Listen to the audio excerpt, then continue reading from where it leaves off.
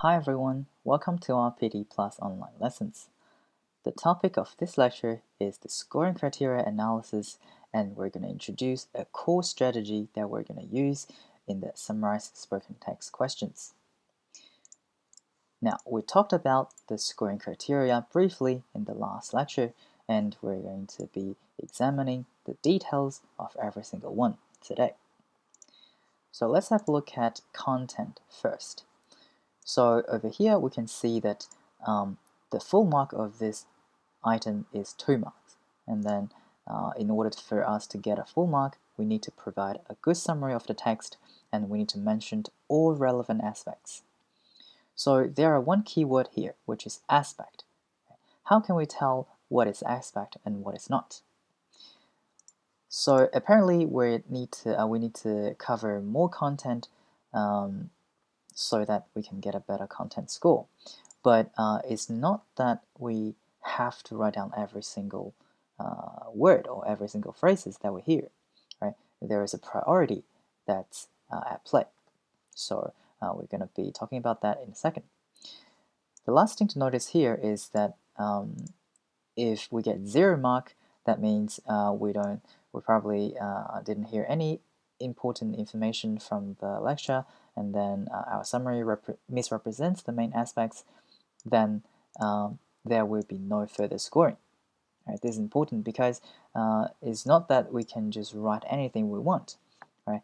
If the summary is off topic, then the whole question, right, the whole SST question will be 0. Right? You won't be getting any marks for that particular question. Right, so how can we get a good content score? The first thing we need to be able to understand is the difference between details and notes and examples, transcripts, and then the most important thing is that we need to understand what an aspect is. So an aspect is the core information within one or several long sentences, which can be expressed in a short and straight sentence.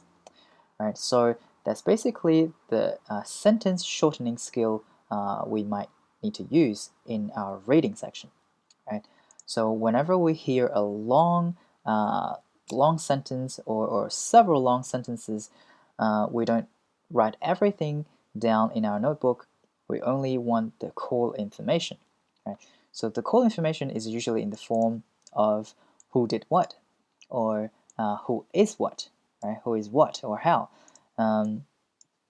or the existence of what, right? There is something, right? There is what. So it's usually in these 3 forms, one of these 3 forms. And let's have a look at an example. So you can pause the video for 30 or 60 seconds and then come back after you've done reading this short paragraph. Now let's have a look at what the core information of this paragraph is. Right? So technological nature, this already looks very important, right? Because it's the first 2 words in this paragraph, and then it's covered, right? So, and then afterwards we have you may have heard of this term, right? This is the sentence that the speaker is using to try to communicate or try to engage his audience. So it doesn't really contain any important information. So we're just going to ignore this. Well, and then we have is a term used to describe a picture of a natural scene that's been produced using computer graphics, so that basically blah blah blah blah. This is kind of important already, right? It's introducing what this technological nature is used to do. So its main function is to describe an image of a natural scene, right? And then this scene is produced using computer graphics. And then afterwards we have say of a garden or a field. The key word here is say, right? So this is equivalent to saying, for example, a garden or a field. So from this word onwards, the speaker is giving example already, Right? So we, in reality, if this is an SST question, we won't be taking notes of any of these, unless we finished taking notes of the previous content. So the key information we get out of this long paragraph is this, right? Technological nature is a virtual scene produced using computer graphics. That's pretty much it. So this falls into the category of who is what, right? What is what?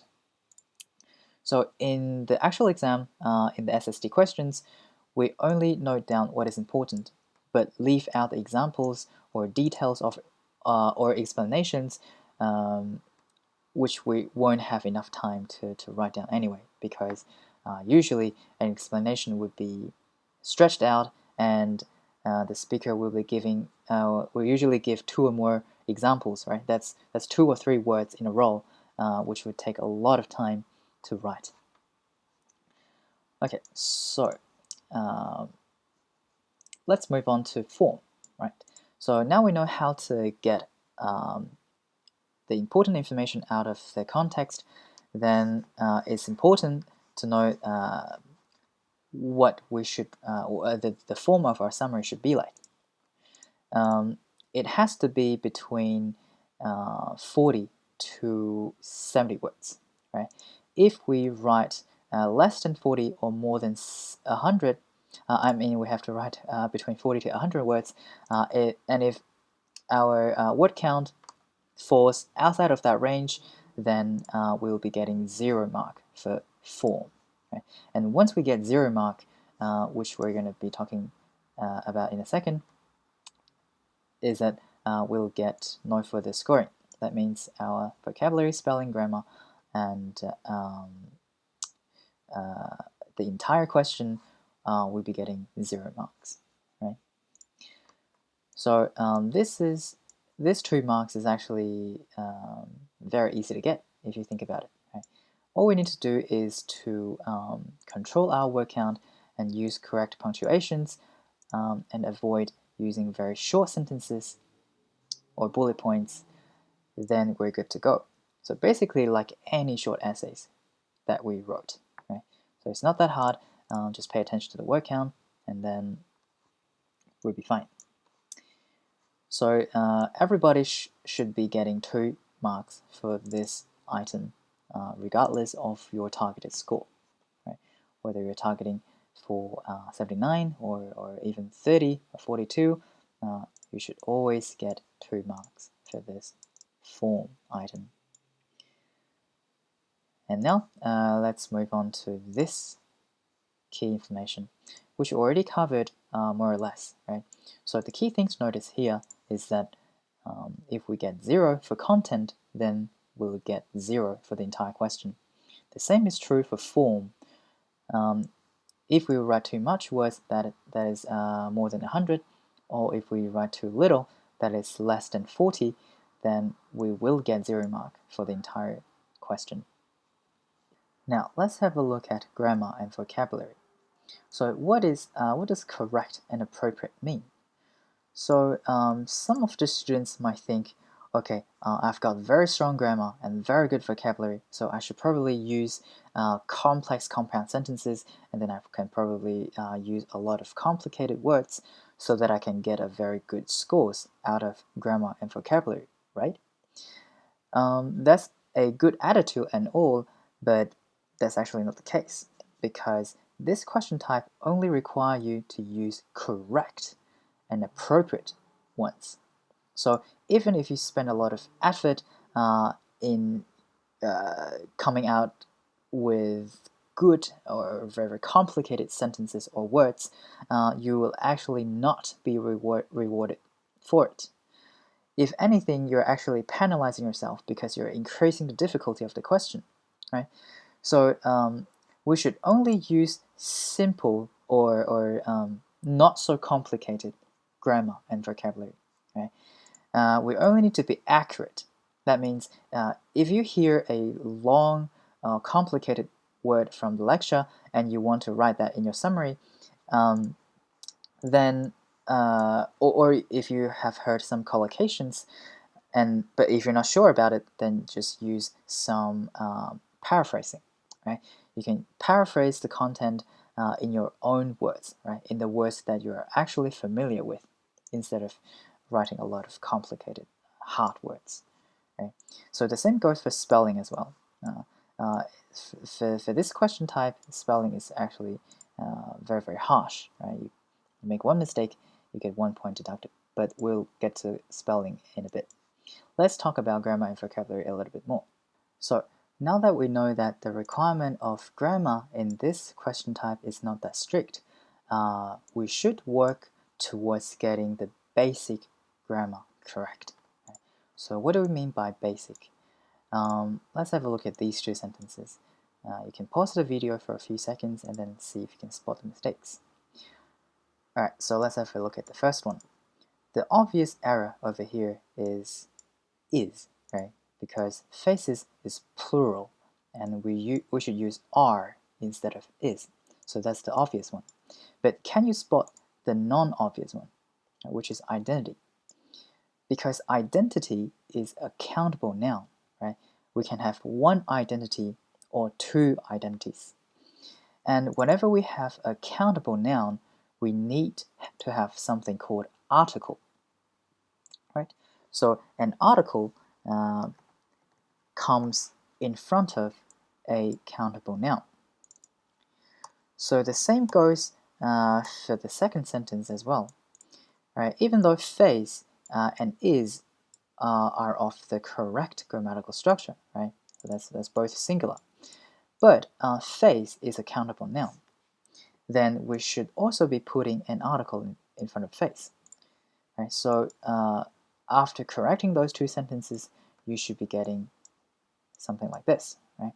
So faces are an identity. That's the important message over here.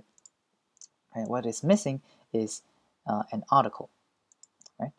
And then in the second sentence, the face is singular, so and face is a countable noun, then we should also have an article in front of this noun. So it all boils down to very, very basic grammatical knowledge, and by getting those things correct, then we should the majority of us should be able to get at least 1.5 grammatical 1.5 marks for this grammar item. Alright, and for another example, we should be avoiding overly complex sentences, right? We mentioned this earlier, because you will actually not be rewarded for it. So let's have a look at this sentence, right? A paramount aspect of my entire life has been the dearest people who stood by me day by day. Looks like a very, very touching sentence, but the core information is actually very simple, right? The friendship is very valuable or very important to me. So instead of writing a long sentence like you're writing an essay, like you're giving a speech, you should probably avoid it. All right, we should instead just write a very simple sentence that is true to the original lecture. Then we'll be fine, right? All we want is to get correct structure, and we want to represent the content that we hear from the lecture, right? So all we need to do is to be accurate and simplistic, right? That's all we want. We don't want complexity, okay?